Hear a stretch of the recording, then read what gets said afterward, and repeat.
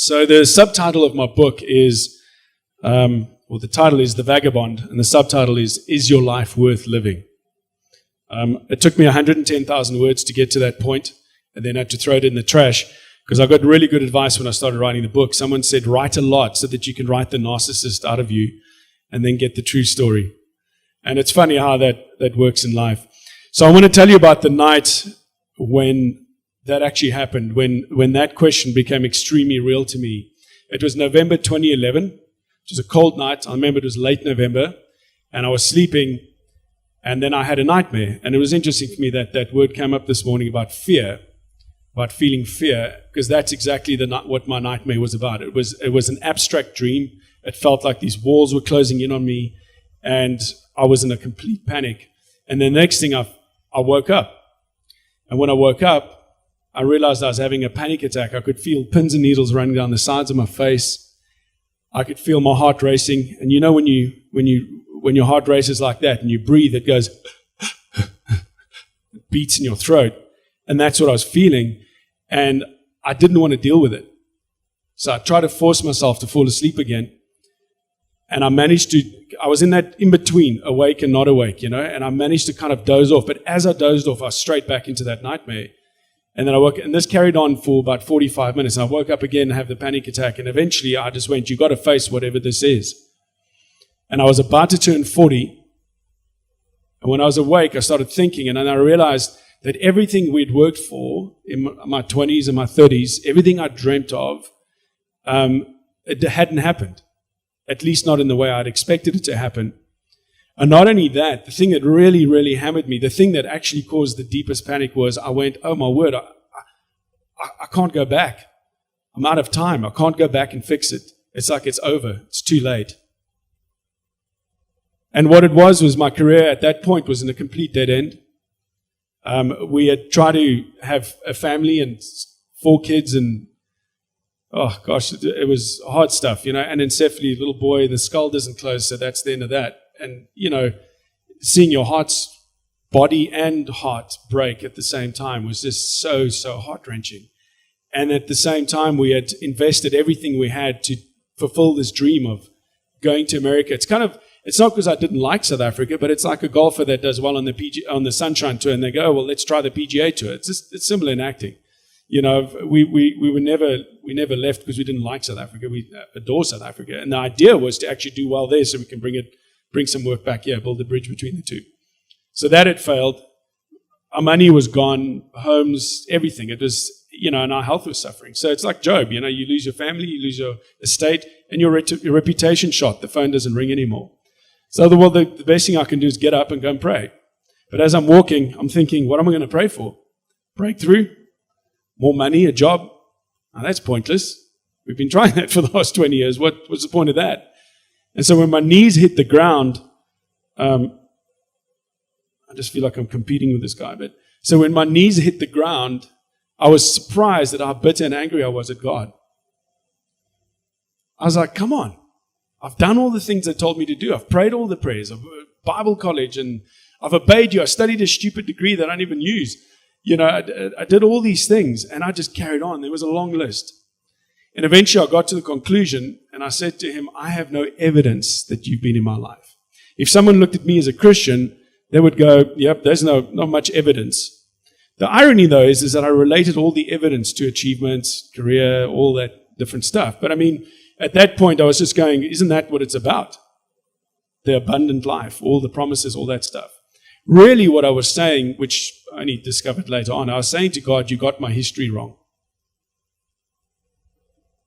You've screwed up the story. And it's your fault. Because I did my bit. You haven't done yours. The funny thing, though, about evidence is I was still breathing, which is quite a bit of evidence that God's still in your life. Since breath of life, all that stuff, So after 2 hours of this, I got up, went back to bed, and to try and fall asleep, I opened my iPad just so I could read, and it was 4 a.m. as I'd been ranting and raving for about 2 hours. And the first thing I read was, if God did not spare his own son from the wilderness, in whom he was well pleased and who was perfect, why in the world do you think he'll spare you from it? What makes you so special? So in an instant, I realized that my theology was really thin. Christmas, awesome. Someone else gets born, I get presents. The cross, even better. Someone dies, I get to live. But what about the bit in the middle where he learned obedience by what he suffered, even though he was the Son of God? Not because he didn't know obedience. He stayed obedient in spite of the suffering. None of that was in my theology, right? So a week later, we got invited to a friend's house. There was a prophetic minister there who was quite well known in America, and it was a private meeting with a bunch of people in the industry. And I remember saying to Lee, if this guy knows anything, he's going to go, God's got all your tears in a jar, my friend, and he's going to say sorry, and it's all going to be good. As the guy prays for me, the first thing he says, there's a massive wall in your marriage between you and your wife. I know you've been through tough times, but there's like this wall. And a part of the reason why there's a wall is because of how you speak to her. And he said, I see this scenario playing itself out. You're having a conversation, and you're the kind of guy that likes a bullet point answer. You want the answer now, and if there's no speaking happening, you'll happily fill it and give the answer too, as well as the question. And your wife needs time to think. She's an extremely intelligent person, so she thinks a lot before she speaks. And what you've done is you just interrupt her, and I want to tell you, you've damaged her heart. She's sitting there, tears just dripping. And I'm like, I feel like the cops are shining a light like this, and I'm holding the dagabri, and you've been busted, my friend. But I realize it's true, and I'm going, how in the world can I have been, at the time, I think we were married 15 years or something, how in the world can I have been married that long and not see it until it's articulated like this? And I thought to myself, wow, how many treasure chests of wisdom and good answers have I missed out because I simply wouldn't listen? But more importantly, how much have I damaged her heart because I just gung-hoed through everything? That was just the kickoff. Now we're going to get into the game. And he goes, in your career, God's opened doors for you before, but then the doors start to shut. Now, I've already told you the little 7-alarm thing of how I got into that. Faith Like Potatoes, they couldn't find someone for 3 months. And then the director prayed in his flat one day. I was living in LA, and he said, literally, the Lord just dropped your name into my spirit. And I was like, yeah, that's the guy. I didn't even audition for it. And then while I was shooting Faith Like Potatoes, they offered me Hansie because they saw me clap a golf ball. And they went, yeah, that can be a slog sweep. Because I can clap a golf ball. But then, when I was living in LA and very frustrated in 2009, they were auditioning for the Bang Bang Club. Is another movie I did for about a year, and they couldn't find a guy. Until the producer, the day before they wanted to actually write this character out the movie because they were so frustrated, he walks into a video store, and there's my picture from the Hansie movie on a DVD box, and he goes, that's the guy. And they phoned me. I did a screen test, and 10 days later, I was on set shooting that. And then I had this big agent, WME, William Morrison Davis, as good as it gets agents in the world. I mean, Matt Damon, Ben Affleck, all of them on their books. And they phoned me, and they said, we want to represent you. And I auditioned for Superman, got a call back, and it's all happening. And then this guy saying to me, and then the door started shut. You know what he was saying? I drove over 10,000 kilometers to auditions. Not one single job came from it. So just think, I suck at acting, and I get work. Then I became good at it, and I get nothing. And the Lord's saying the underlying thing there is your heart is not surrendered and you haven't been willing to pay the price. That's the next sentence this guy says to me. So in my heart, I go, I know it's true. Again, I'm like standing with a light shining, and I know I'm guilty as charged, but I don't know how. How is this true? Because I had this argument with God the previous week saying, you've let me down. And now he's flipped the camera of the movie of my life and said, this is what the movie looks like from my perspective. You've got to up your game in terms of your foundation of your life, which is your marriage, big time, and your heart's not surrendered and you've not been willing to pay the price in terms of your vocation. And I know the marriage thing, we had long conversations after that, and we realized that when you go through really, really tough times, every tough time is like a brick that's presented to you. And you tend to close your heart, and we tended to close our hearts and go, okay, no more love out equals no more hurt in, but then you lose your intimacy, and that's the wall that starts building. And so we made a commitment that every day or every time we see these bricks coming, we're going to fight to get that brick out of the house. And one of the best measurements is so easy. Kiss a lot, hug a lot, sit close together, Because you'll know if there's a war pretty quickly. So that was that side of it. But then my career, I still had no idea. So 3 weeks later, with my stomach in a knot, trying to self-fix, you go into self-fix mode when you know something's wrong and I know what it is. It's got to be lust, or it's got to be all the surface stuff, right? And again, I woke up at 1 o'clock in the morning and I bought a book by Timothy Keller. I don't know, does anybody know Timothy Keller, the preacher from America, from Presbyterian Church in New York City? So I bought this book called Counterfeit Gods. As I start reading, and I feel like the Lord says to me, okay, it's been good. You've been worrying about this for 3 weeks. Now I'm going to give you some answers. And I start reading the book, and the book is about idolatry, about the idols of our hearts. In other words, the things we look to give us value, meaning, and substance in life outside of God. The thing that if you were under pressure and God was competing with that thing, you would go with that thing. Okay? That's what the book's about. So what is an idol? He asks the question, what is an idol?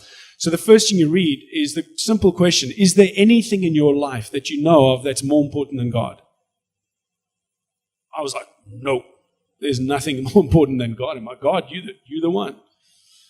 Okay, next question, is there anything that absorbs your heart and imagination more than God? I'm like, no, I'm clapping the quiet times. But what do you mean?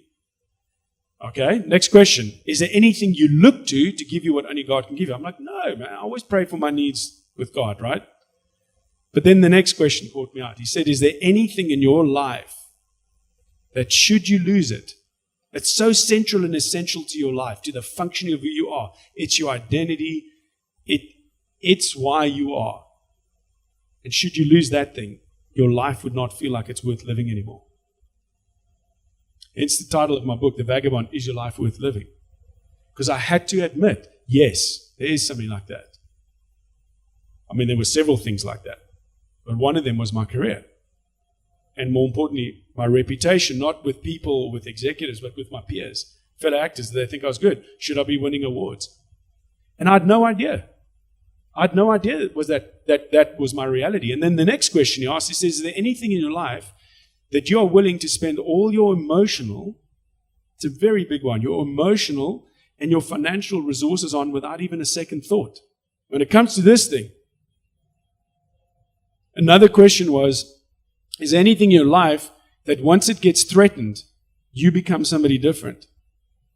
You're willing to bend your values. Right? So I'll give you a quick example. Because, oh, my hat. I'm lying there 1 a.m. I remember it was in Santa Barbara in a cheap hotel. We went away for a one-day holiday. And these memories are coming back. And then I remembered in 2010, I just got back from South Africa. My dad had gotten cancer, pancreatic cancer, and it was weird having a funeral with someone who's still alive. I had to say goodbye, and I was like, okay, here we go. So I get back to Pasadena, career still in the tank. I'm not having a great day, and I have to go to the bank to go and get quarters so that I can do laundry. Yay. And I was miffed there. So I walk in the bank, got my cap over my eyes. I don't want anyone to talk to me. You know those days where it's just steam out of your ears and like you see the dark cloud on top of the person. That was me. And as I walk in, there's this teller, and he's like super excited. He's like checking me out from the door. And there are 4 other people. I'm like, oh man, please let me not end up with this oak. Because he's weirdly looking at me, like excitedly looking at me. And I don't want to make conversation, because in America, if you go, hey, can I have $25 worth of quarters or $20 worth of quarters? They go, oh my gosh, where are you from? That's a cute accent. Blah, blah, blah. And it carries on. So I don't want to go through all of that. So eventually I get to the front of the line and whip, of course this guy's teller thing opens. So I walk over, can I have $25 worth of quarters, please? The guy looks at me and goes, yeah, sure. But how was your weekend? Tell me that first. God is a way of outing you, right? So I'm trying to avoid the South African thing. So I stupidly say to him, we had some, with an American accent, we had some South African friends visit us this weekend. He goes, South Africa, I knew it. You that guy. I'm like, what guy? Like, from the movie, man. I'm like, what? No one knows me in LA. He's that movie, man. I was like, Faith Like Potatoes? He's like, Faith Like Potatoes? What are you doing in Pasadena, man? I can't. It's you, that guy from the movie. And I was like, and I'm trying to shut the conversation down. So I said to him, listen, where did you see it? He's like, oh man, we had it at my church. And there's so many people got touched and made right with God. We were so excited. We're going to have it, like we're going to do another outreach with this. Pasadena, what are you doing in Pasadena? This is praise God. It's just such a good day kind of thing. And I can feel the steams increasing out of my ears because I'm going, God, are you mocking me with past successes? Like, what's going on here? Thank you so much. I got my quarters and I'm leaving. And I walk out the bank and I look up. I'll never forget it. Look up in that blue California sky and I'm going, I want money and I want a job. And I'm so miffed. And you rightfully thinking, what a brat. Yes. 100%. 100%. So I get home, Lee looks at me and she goes, whew, I'm going to the equivalent of pick and pay. Like, I'm leaving you in this dark cloud here at home alone. So I sit and stew in my juices for about 3 hours until the Lord speaks to me and he says, you have no idea how valuable you are because you're trying to find your value in a job and in money. And I'm withholding that from you so that you would see it. And I can use you when you're not even there. What's wrong with you? And the reason why I got so miffed was because I went, you're not doing anything for my career. And God's going, but are you seeing the fruit? The fruit that's going to last? Where's the value? It's in the fruit that comes from abiding in the vine. And the only reason why I'm sharing that story with you is because all of us have this stuff in us. All of us have it. So that's just a quick introduction to how God flipped the camera of the movie of my life. And I realized I needed to have a page 1 rewrite of my faith life because it shocked me that I'd broken the 2 most important commandments in the Bible. I didn't love God with all my heart, mind, and soul. And I didn't love my neighbor as myself. Right? I went into the desert for some testing. My rocks didn't turn to bread. So I just charred them. Broke my teeth. And I thought, no, whoa. We'll take bigger risks. We'll just jump off the building. God will catch me. Broke my legs. I mean, God's gracious and compassionate. I didn't die, but got seriously injured. And then I was like, who the hell do I need to worship in here to get what I want? It became glaringly obvious how different to Jesus I was. Because Jesus resisted every temptation that was thrown at him. He knew exactly what to say at the right moment.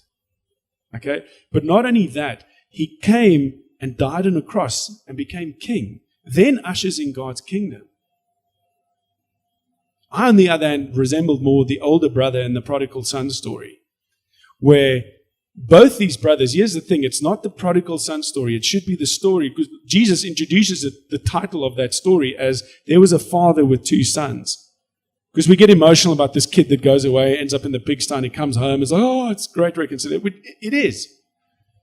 But we miss the story if we don't even look at the audience, because it says right at the beginning, he was speaking to Pharisees, the religious, tax collectors, and sinners. In other words, he's speaking to the world. He's speaking to everybody.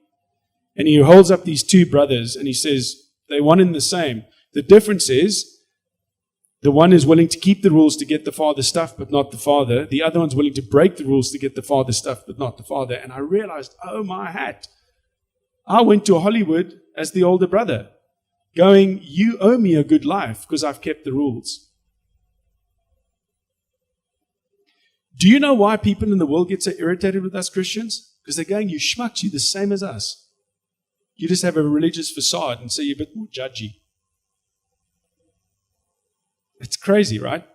And when I sat there and I listened to myself and I thought about this stuff and I thought, oh my goodness, Lord, I do need a rewrite. I need to start at page 1 again on this perspective. You know, it's funny, I was telling Dusty last night, you know, Peter hanging with Jesus, and in Mark chapter 8, 9, and 10, Jesus tells them, I'm going to Jerusalem and I'm going to die, but that's how I'm going to become king. Goes over their heads all the time. Until at some point in chapter 9, I think it was, chapter 8, Peter comes to Jesus like, come to the side. Let's not be influenced by those cowards. I've got your back, brother. You're not going to die. Not over my dead body.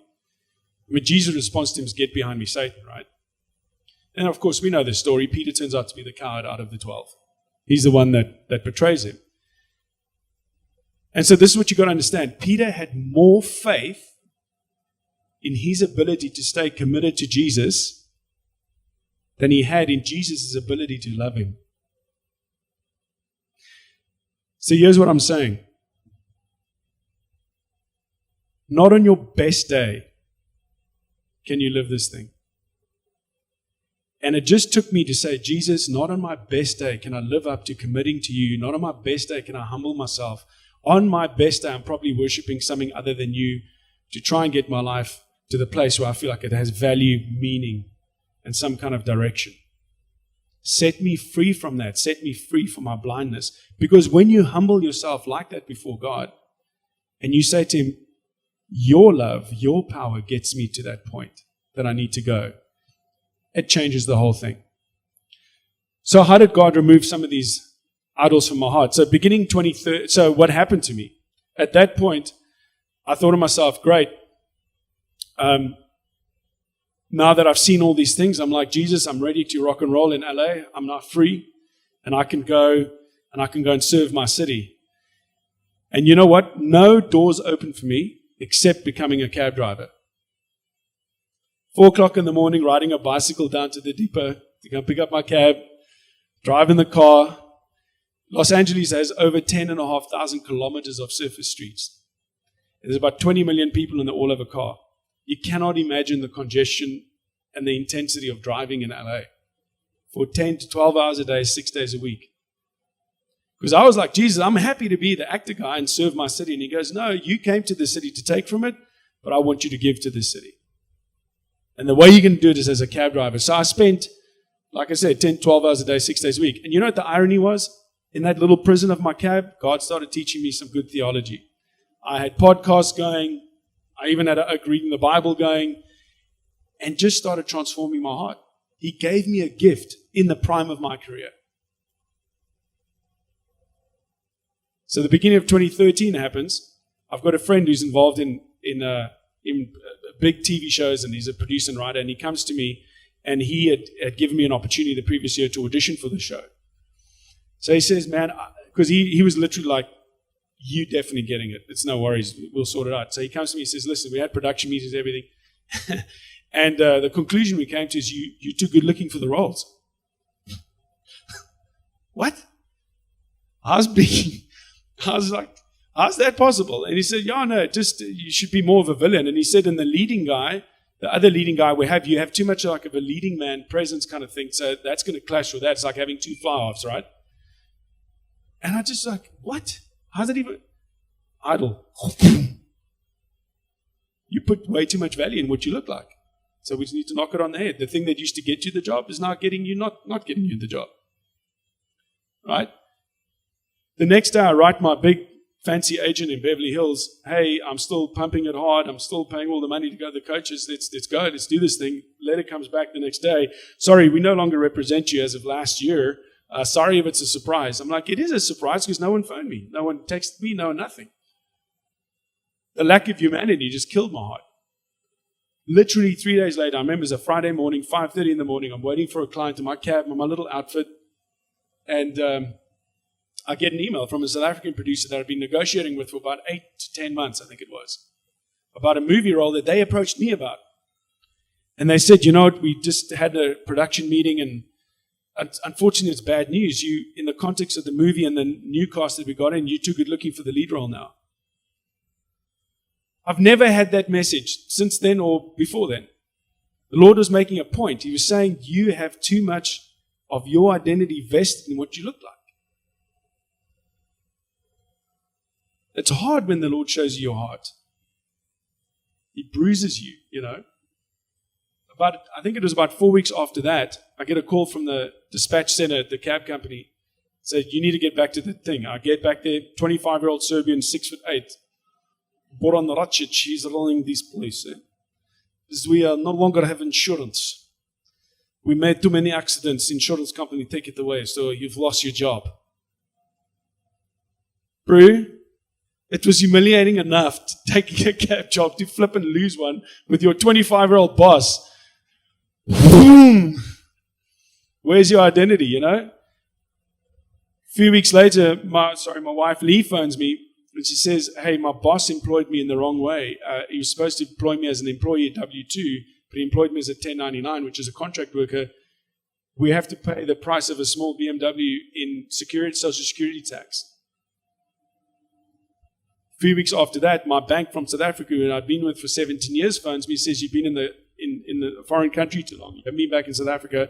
We've shut all your accounts, your overdraft, your credit cards, everything's due now. Legal proceedings have actually started. That was the first 5 months of 2013. It was a year and a bit after the prophetic word and the book that I'd read. But the difference was I knew that God was doing something in my heart. Wasn't exactly sure how, but he was doing something. Then about a year after that, I'm driving my cab in LA. Now I remember there's 20 million people. There are hundreds and thousands of Uber cars. There's so much, there's so many riders. And it was about 12, I remember it was just before midnight, and I was exhausted. I'd been driving the whole day, and I wanted to go home. I was driving in Santa Monica Boulevard, near Rodeo Drive in Beverly Hills. And the next thing, doot, doot, doot, the phone ring. I was about to turn it off, and it rang just before I touched the screen. Okay, one more ride. So I slide the thing open. I go to the restaurant, Maestro's. I remember it was Maestro's.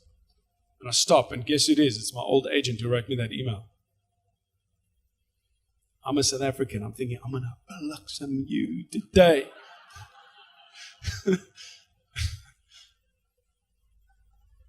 He gets in my car with 3 of his mates. And I mean, wealthy designer suity kind of oaks. And they get in the car. It's a big SUV, like those black ones you see the American presidents riding. That's what I'm driving. He gets in, doesn't greet me, doesn't acknowledge me, nothing. He's been my agent for 2 years. We went to Toronto Film Festival together. We've been at parties with Tom Cruise and hanging and do whatever, the Hollywood thing. And nothing. And I'm driving, and as I'm driving, I can feel my whole chest is, when you're so angry, you can feel your chest. And I pray and I say, Lord, either I'm going to be blown up or this oak's going to get blown up, but something's going to happen. And he speaks so clearly to me, and he says, you're not an actor now. You're a cab driver. You're an Uber driver. I want you to serve these guys. I want you to love them. Wash their feet. So out comes the Fuji water. Give them the water. Give them the mints. Would you guys like to listen to some music? Drove them as safe as I possibly could to their nightclub in Hollywood. Drove to North Hollywood. It's about a 35-minute drive. And they got out the car, and I thought, my sapphirness came back. I thought, I'll give this oak one more chance to be nice, to be a human. So I get out the car, open the door for them. He walks up to me and goes, thanks, buddy. And that was the last I saw of him. Drove home, I'm bleeding out of my heart, in my spirit. I'm wounded. I feel humiliated. Because the thing is, you don't just move to a foreign country. I mean, there's so much that goes into it. All this life investment, all this dreaming. And this oak is the doorkeeper, and he just shuts it or opens it on a whim, right?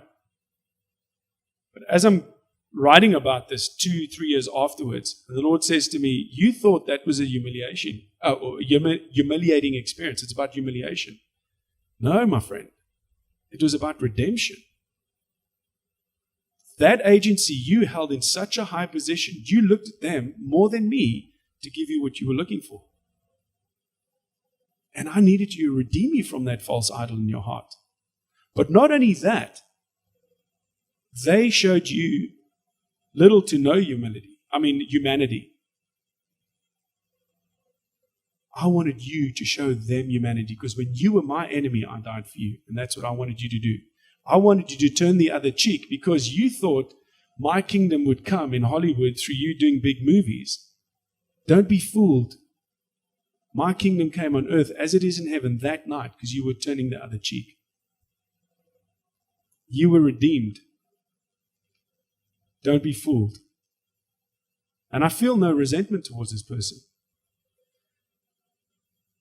After 2014, I'm going to wrap up with this. After 2014, I met Anton, and we went touring, told some of this story to people. And I thought, great. After 3 years of cab driving, we're finally done. And then beginning of 2015, only one door opened for me in terms of work in LA. And guess what that was? To become a janitor at my church. Washing toilets, I can't believe what people do in toilets, but they do it. I've cleaned it, trust me. I think there were 22 toilets in that building. I counted them.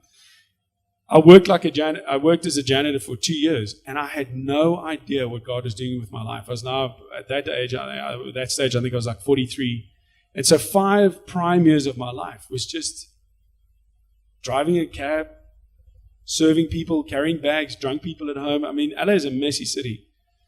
And then working as a janitor at the church. And I'm not a maintenance guy. I'm an adventurer. So it was hard for me, and even in my spirit, just to do that. And I just did it. First day we did a service. It was an old building. All the toilets flooded downstairs, like inches of sewage. It was my job to clean it. So it wasn't even part of the launch day. All I did was clean up sewage. No idea why this is going. Until August the 3rd, at 6 minutes past 3 a.m., I woke up that morning, and I just felt God's presence all around me. And I felt Him say to me, read your reading for the day. I read this little book called The Songs of Jesus.